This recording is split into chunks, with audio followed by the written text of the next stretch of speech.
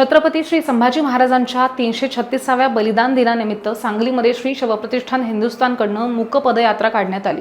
ह्या पदयात्रेमध्ये संभाजी भिडेंनी सहभाग घेतलेला होता। सांगलीमध्ये श्री शिवप्रतिष्ठान हिंदुस्थानकडून महिनाभर संभाजी महाराजांचा बलिदान मास पाळला जातो आणि ह्या मूक पदयात्रेमध्ये आज 1 महिन्यानंतर संभाजी महाराजांची न निघालेली अंत्ययात्रा काढण्यात येते।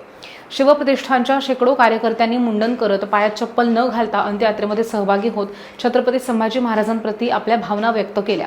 संभाजी महाराजांना 1 महिना अत्यंत हाल करून मारण्यात आलं, त्यामुळे हा 1 महिना शिवप्रतिष्ठानकडून बलिदान मास म्हणून पाळला जातो। 1 महिना हा बलिदान मास पाळल्यानंतर संभाजी महाराजांची न निघालेली अंत्ययात्रा सुद्धा केली जाते। बलिदान मास पाळणे हे प्रत्येक हिंदूचे कर्तव्य आहे।